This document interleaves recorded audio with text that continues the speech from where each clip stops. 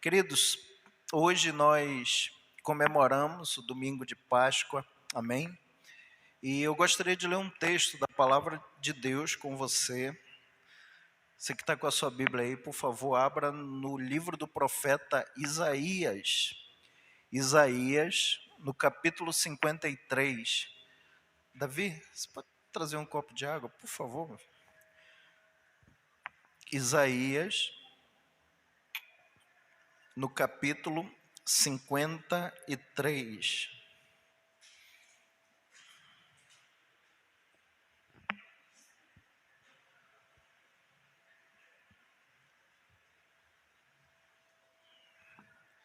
Isaías, capítulo 53.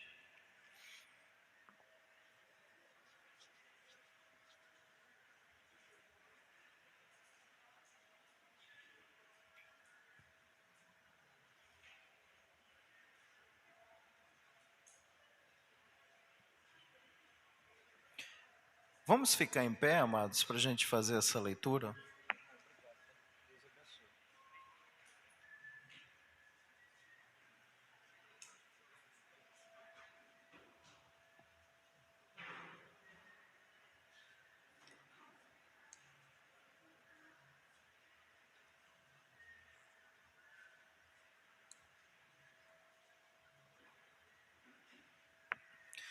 Isaías capítulo 53. Irmãos, vamos fazer o seguinte, aquela leitura que eu gosto de fazer com a igreja.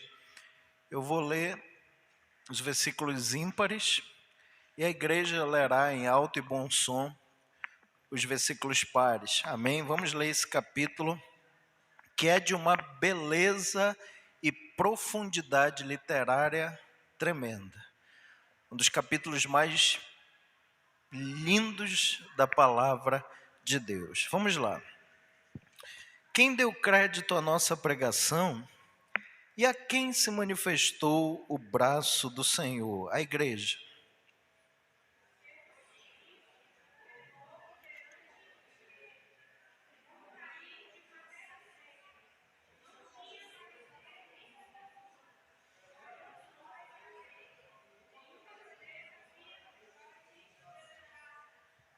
Isso, vamos todo mundo ler com força, como se fosse para o Senhor, amém?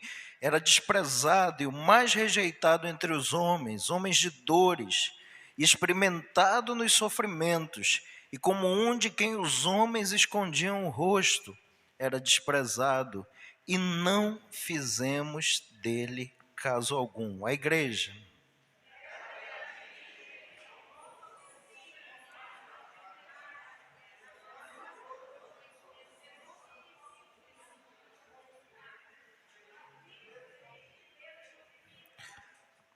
Mas ele foi ferido por causa das nossas transgressões e moído por causa das nossas iniquidades.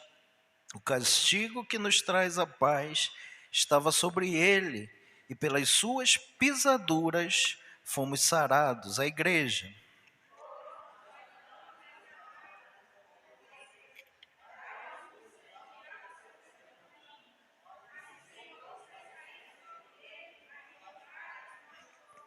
Ele foi oprimido e afligido, mas não abriu a sua boca. Como um cordeiro foi levado ao matadouro, e como a ovelha muda perante os seus tosqueadores, assim ele não abriu a sua boca. A igreja.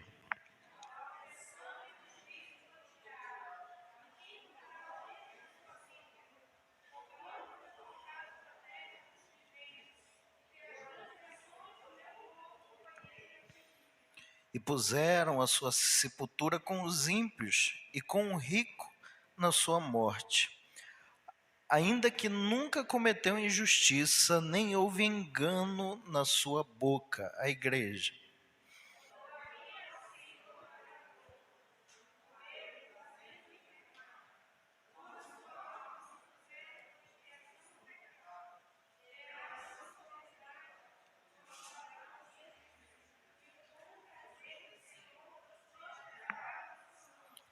Ele verá o fruto do trabalho da sua alma e ficará satisfeito com o seu conhecimento, o meu servo, o justo, justificará a muitos, porque as iniquidades deles levará sobre si. Por último, a igreja.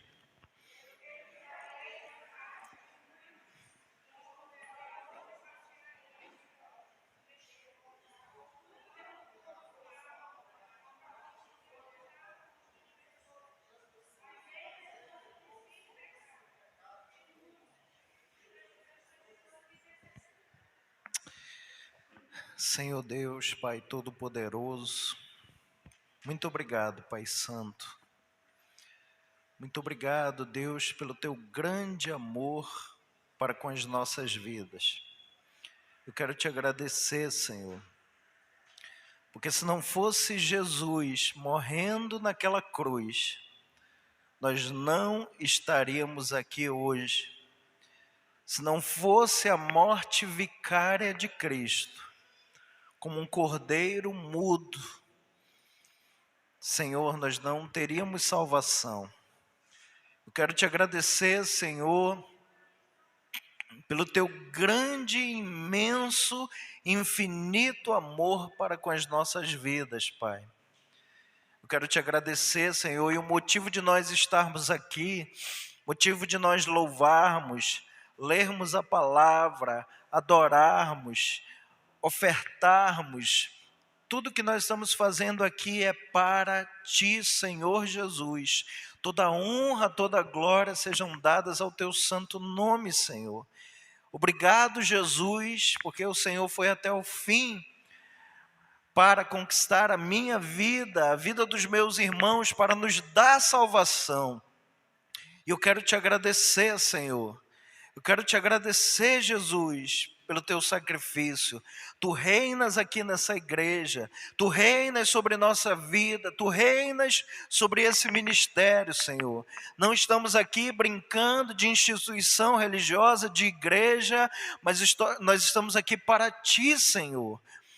Jesus, fala conosco, ministra aquilo que tu quer, Senhor, aos nossos corações, e que nós não sejamos apenas pessoas que gostem de ouvir a tua palavra, que nós possamos ser ouvintes, mas também fervorosos praticantes. Por Jesus, em nome do Senhor Jesus, amém. A amada igreja pode assentar-se. Queridos, hoje nós comemoramos a Páscoa e quando a gente fala de Páscoa, amados, a primeira Páscoa, ela nasceu lá quando o povo de Israel estava no Egito e o Senhor mandou avisar o seu povo que o anjo da morte passaria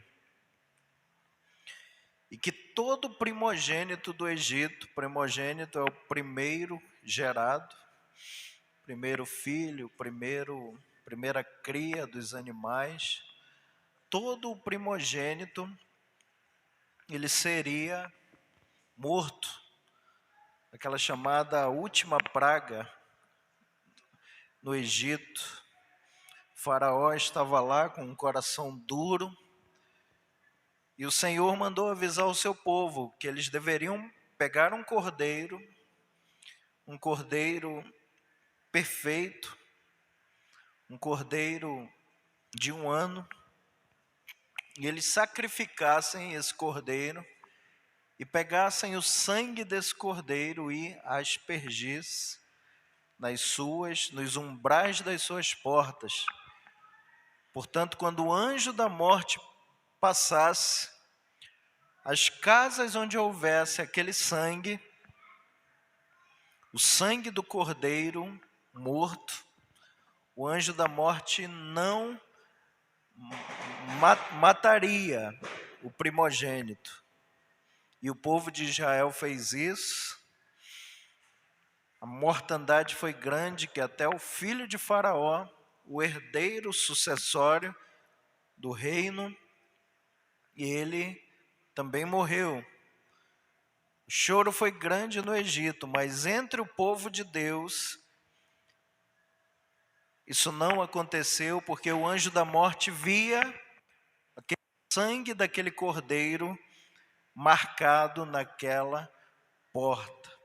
Então, queridos, a Páscoa começou ali, e Páscoa quer dizer passagem, e logo depois o povo de Israel saiu, passando, a passagem do Egito para a terra prometida. E, queridos, quase 3.000 anos depois,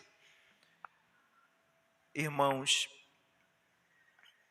João o Batista estava pregando, e ele olha para Jesus, e ele fala algo quando ele olha para Jesus. Ele diz, quem se lembra?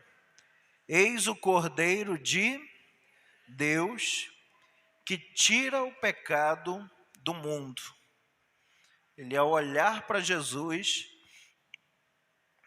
pelo Espírito Santo, ele exclama aquilo. Amados, Jesus veio como cordeiro manso, cordeiro perfeito, como cordeiro de Deus, queridos. Como cordeiro de Deus para tirar os nossos pecados. Todo ano nós temos aqui, irmãos, uma celebração que a gente faz no final do ano, que é o Natal, amém? E vocês lembram que quando o anjo chegou com Maria, com José, e disse a seguinte coisa, e o seu nome será chamado Emanuel, porque ele salvará o seu povo dos pecados deles. Então, amados, Jesus veio, queridos, como cordeiro de Deus.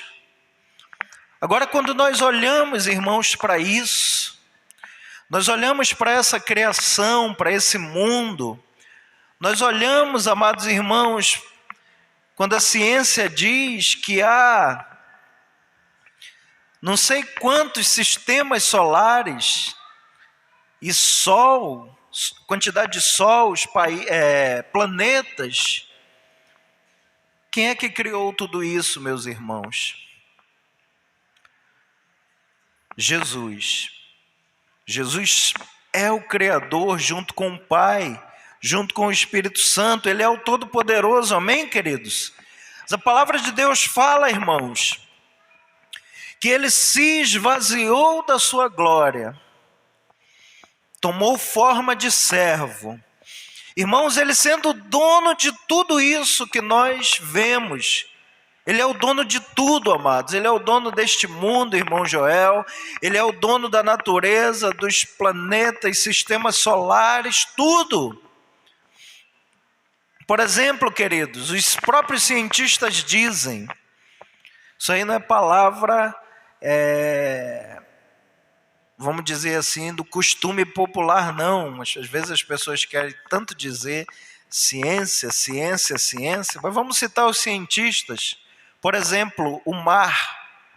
Os próprios cientistas dizem que o mar não se conhece 10% do que tem no mar. Ou seja, tem muita coisa debaixo, nas profundezas do mar, que ainda não se sabe o que é. Às vezes tem aquelas câmeras, naquelas sondas de imensa profundidade e aparece alguma coisa totalmente diferente, que os cientistas dizem, a gente não sabe o que é isso. Então, a infinidade de peixes, de criaturas marinhas. Meus irmãos, Jesus é o Criador, Jesus é o Todo-Poderoso. Ele criou a infinidade de pássaros, e no mar, e na terra, e na fauna, na flora. Agora você imagina, irmãos, esse Jesus deixando a sua glória, se esvaziando da sua glória. A Bíblia diz, irmãos, ele como Todo-Poderoso, irmã Andréia, ele poderia ter nascido no maior dos palácios, vocês concordam? palácio mais luxuoso que poderia existir, irmão Pablo.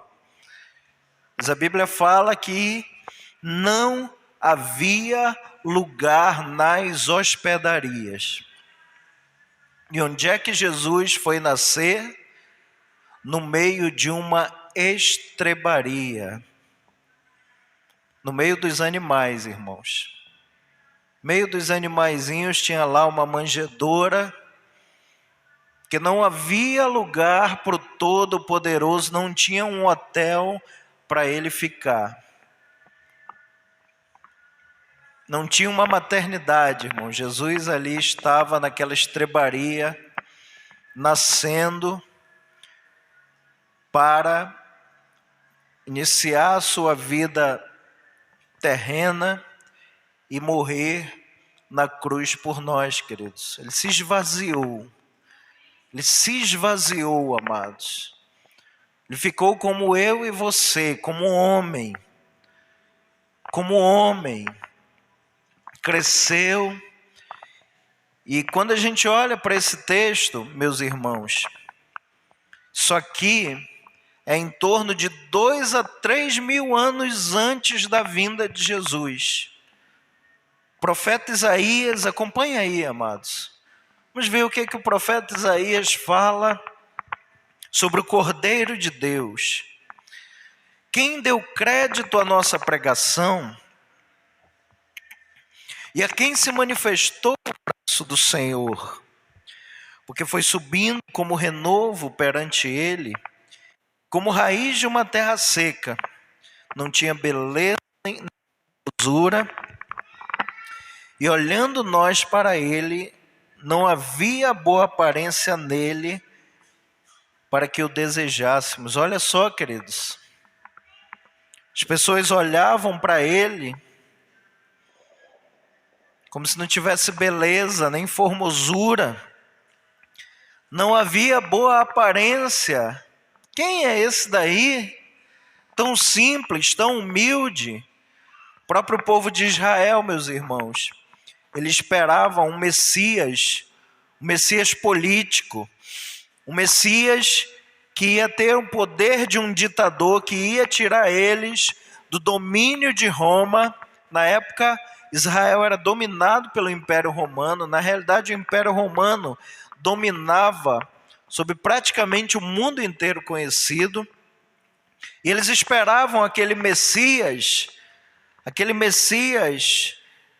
lutador, político, ditador, que vinha num cavalo com uma espada e que ia, como um poder sobrenatural, tirar eles daquela servidão. Mas quando olhavam para Jesus, irmã Georgina, quem é esse? Para que a gente deseje ele. Vamos continuar aqui, amados. Prestem atenção na profundidade do versículo 3, por favor. Era desprezado. Preste atenção ao que Isaías fala depois disso.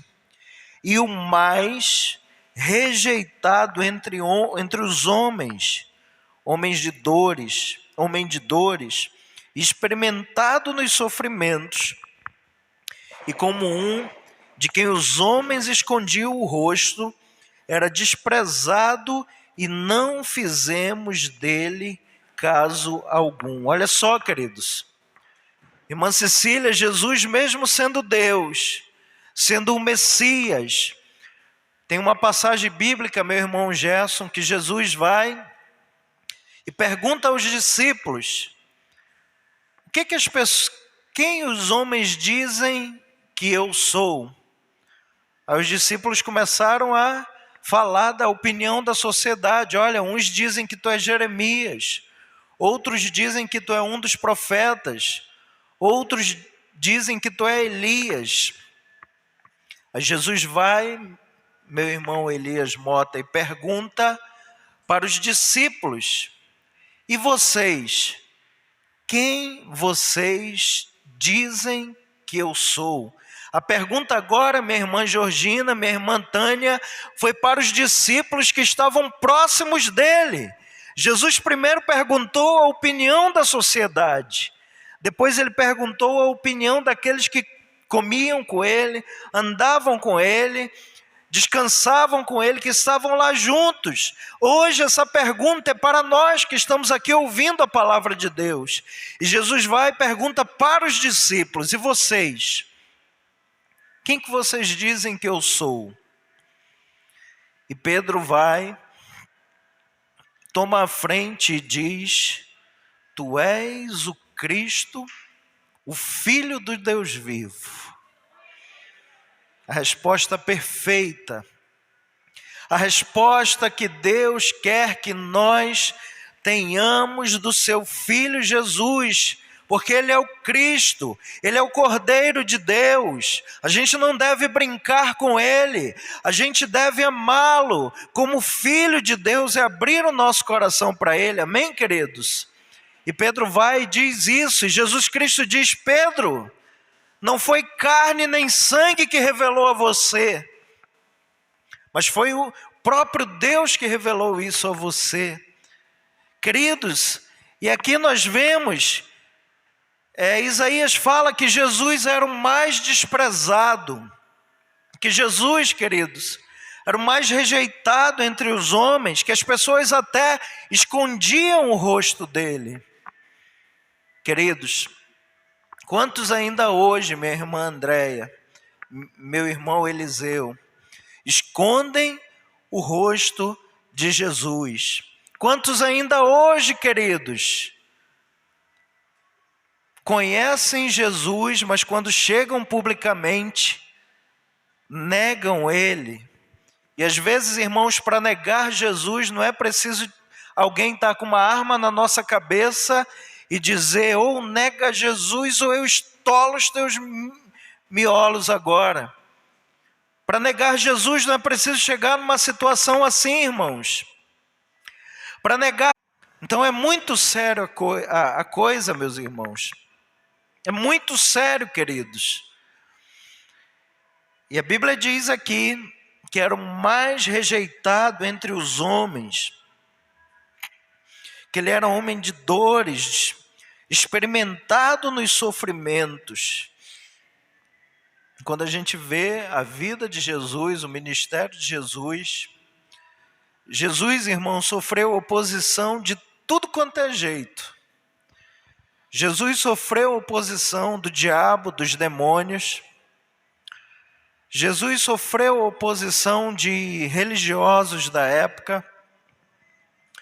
Jesus sofreu oposição dos líderes políticos e religiosos da época. E Jesus sofreu oposição do próprio povo, que quando ele estava entrando, meu irmão Gesso, meu irmão Antônio, lá em Jerusalém, naquele jumentinho, o que a multidão fez? Colocou ramos de flores, e a multidão declarou: bendito é aquele que vem em nome do Senhor. Que acho que o feriado, que é o domingo, é domingo de Ramos, é?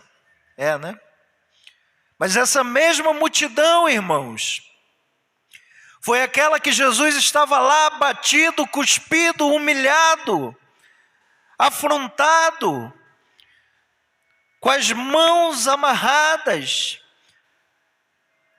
e junto a ele, um homem perigoso, um homem assassino chamado Barrabás, e onde Pôncio Pilatos diz para a multidão: quem que vocês querem que eu solte? Jesus, o Cristo, ou Barrabás? Aquela mesma multidão que colocava ramos de árvores, de galhos, que disse bendito é o que vem em nome do Senhor, foi a mesma multidão que diz: não solte ele, solte a Barrabás. E Barrabás era um ladrão. E quantos ladrões no dia de hoje são amados, aclamados, e Jesus não é levado a sério, meus irmãos. Perdão, a garganta tá ruim. Mas, queridos, se alguém puder trazer um pouco de água, eu agradeço. Mas, queridos, essa mesma multidão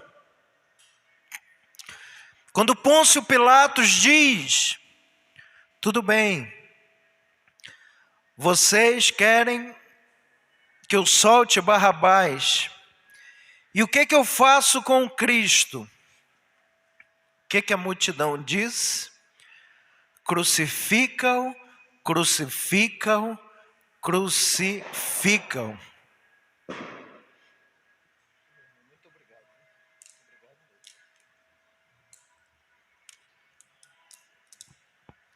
Queridos irmãos, querida igreja do Senhor,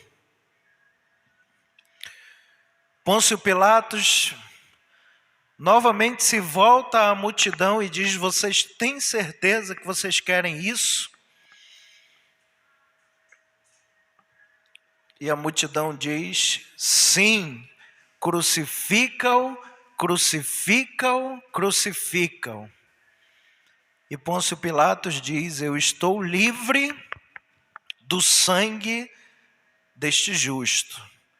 O que a multidão do povo de Israel lá diz? Que o seu sangue caia sobre nós e sobre os nossos filhos. Pelo amor de Deus, eles não sabem a desgraça que eles estavam falando naquele momento, irmãos. Porque 70 anos depois, General Tito, general romano, para conter uma dissidência do povo judeu, a mortandade foi terrível, uma das maiores carnificinas que aconteceu. 70 anos depois, que o seu sangue caia sobre nós e sobre os nossos filhos. Quem se lembra na época de Hitler? Quem era o principal que Hitler queria? Os judeus. Dizem as contas que foi mais de 6 milhões de judeus mortos. Então eles não souberam a bobagem que eles falaram naquele momento. Mas, querido, Jesus, a Bíblia fala que ele é homem de sofrimento, de dores. Não rejeite ao Senhor Jesus como a nação de Israel rejeitou. Leve Jesus a sério. Amém, meus irmãos? Versículo 4. Acompanhe aí, por favor.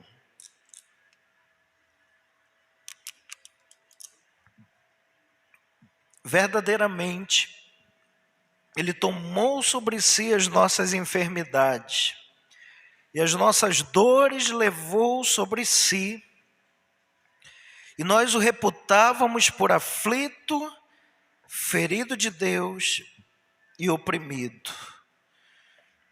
Você tem dores? Você tem enfermidades? Sentido aqui, irmãos, é mais do que um sentido físico. É um sentido espiritual, igreja. As tuas dores de alma, o Senhor Jesus levou sobre ele. As tuas rejeições, culpas, os teus problemas, a tua falta de paz, as depressões, ansiedades, cânceres, verdadeiramente ele levou sobre ele. Era você que deveria estar na cruz.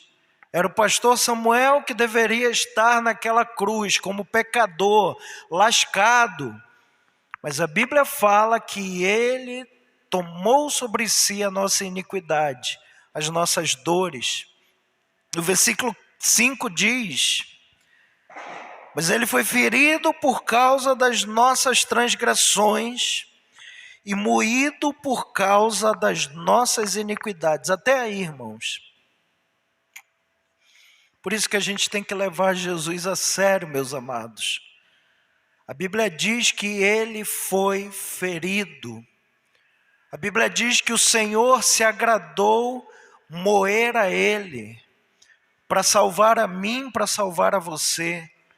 Como nós rejeitaremos, igreja, tão grande salvação? Ele foi ferido, ele foi moído por causa das nossas iniquidades, irmãos. Por causa do nosso pecado, queridos. E igreja do Senhor, pecado ainda leva para o inferno. Pecado ainda separa de Deus. Tem muitas igrejas e muitos pastores e muitos que se dizem evangélicos e cristãos que já não falam mais de pecado, trata pecado como um pequeno problema, mas evita a palavra pecado. Agora prega um evangelho que é só prosperidade. Agora prega um evangelho que é só massagear o ego do povo. Querido, a Bíblia diz que Jesus morreu não foi para te dar um carro do ano. Jesus não foi ferido e moído para te dar uma casa nova. Não é que eu não creia em prosperidade, eu creio. Mas a gente jamais pode deixar de falar nesse púlpito e nos púlpitos brasileiros e mundiais que Jesus morreu para nos salvar do inferno, irmãos. Aquele que mais falou do inferno foi Jesus. Os teólogos dizem que quem mais citou o inferno, a palavra inferno, foi Jesus. Sabe por quê, irmãos? Para evitar que as pessoas vão para lá. Jesus foi aquele que mais citou, irmãos. Para evitar que eu e você vá para o inferno, porque o inferno é lugar de separação. O inferno é o lugar da separação eterna de Deus, queridos. Então a gente precisa levar Deus a sério. Igreja séria tem que falar de pecado, tem que pregar o evangelho que confronta as pessoas.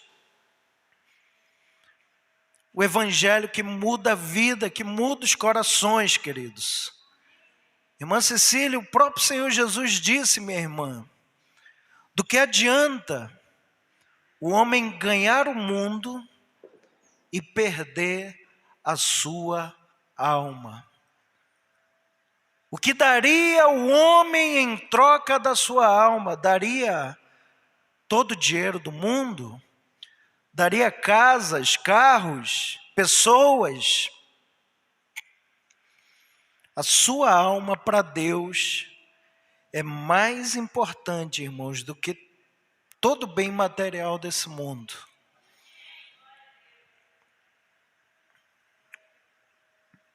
Vamos continuar aqui, queridos. A parte B do verso 5. O castigo que nos traz a paz estava sobre ele, e pelas suas pisaduras nós fomos, diga, sarados. Irmão Pablo, eu aprendo aqui, meu irmão, quando a palavra irmã Jaqueline diz que o castigo que nos traz a paz estava sobre quem? Sobre... Eu entendo, queridos, que a verdadeira paz, ela só se encontra em Jesus Cristo. Ela não se encontra em bens materiais, ela não se encontra nesse mundo aí fora.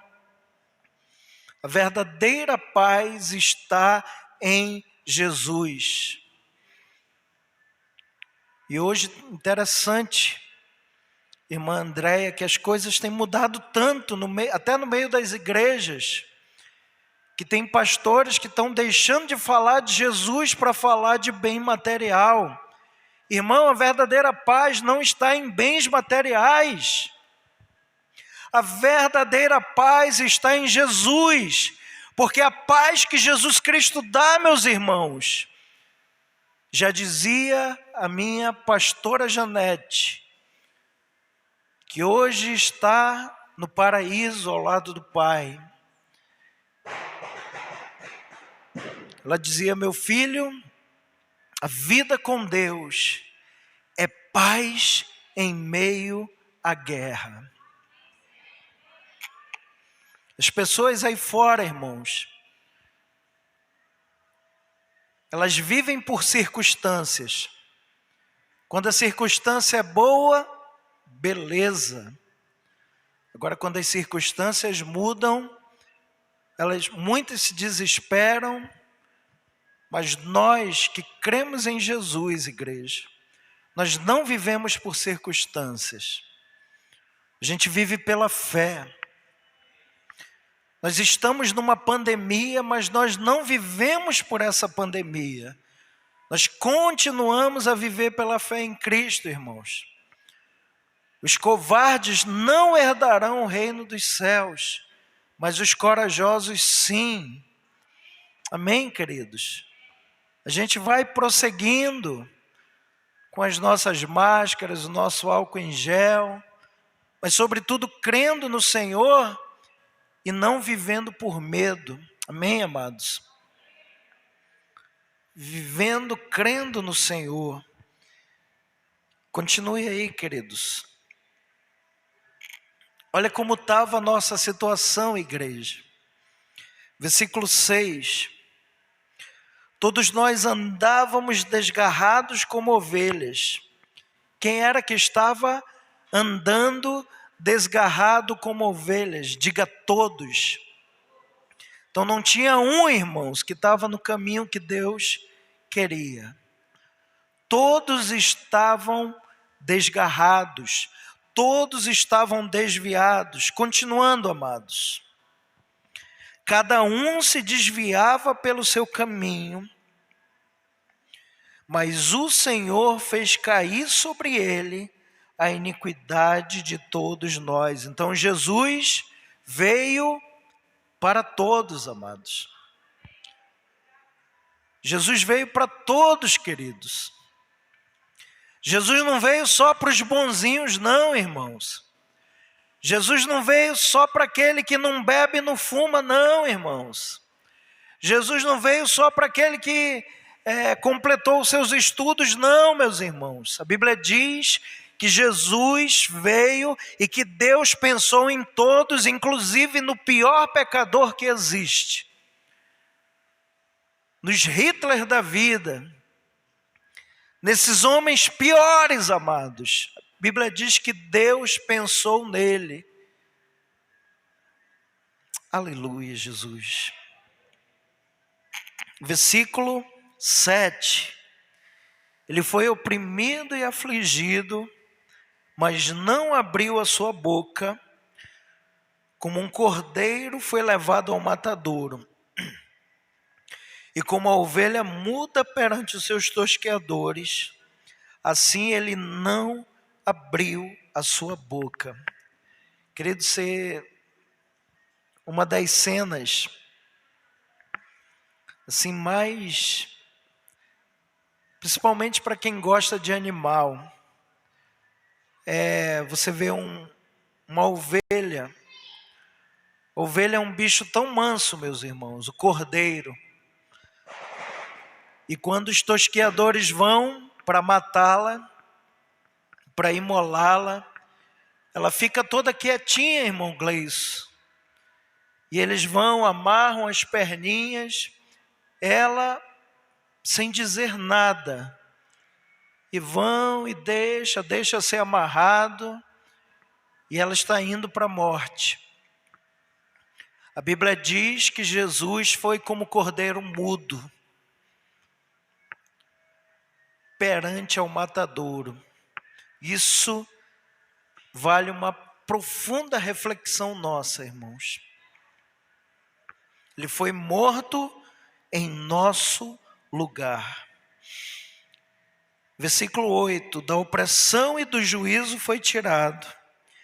E quem contará o tempo da sua vida? Porquanto foi cortado da terra dos viventes. Pela transgressão do meu povo ele foi atingido.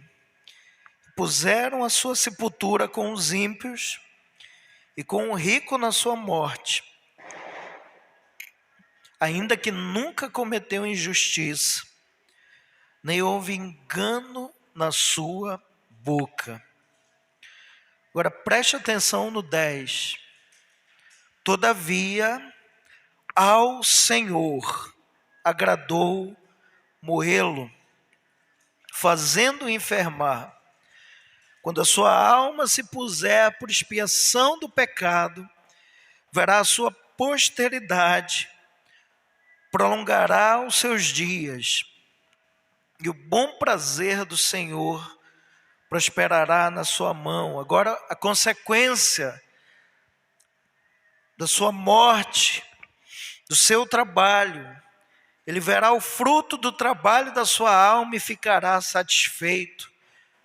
Quando Deus, meus irmãos, através de Jesus, vê alguém se convertendo, vendo uma pessoa mudando de vida, a Bíblia diz que ele fica satisfeito. Irmã Cláudia, a satisfação é tão grande quando um pecador se arrepende, que há festa no céu, há júbilo, os anjos se alegram, o Senhor Jesus fica satisfeito quando eu e você nos convertemos verdadeiramente. Agora, o contrário também é verdade, irmãos. Irmão Ciene, o contrário também é verdade, minha irmã. Assim como Jesus fica satisfeito quando alguém se converte verdadeiramente, a gente pode dizer que ele fica insatisfeito e irado com aqueles que não querem se converter. O contrário também é verdade. Vamos continuar aqui. Ele verá o fruto do trabalho da sua alma e ficará satisfeito com o seu conhecimento. O meu servo, o justo, justificará muitos, porque as iniquidades dele levará sobre si. E por último, o 12. Por isso lhe darei a parte de muitos, e com os poderosos repartirá ele o despojo, porquanto derramou a sua alma na morte, e foi contado com os transgressores. Mas ele levou sobre si o pecado de muitos, e intercedeu pelos transgressores.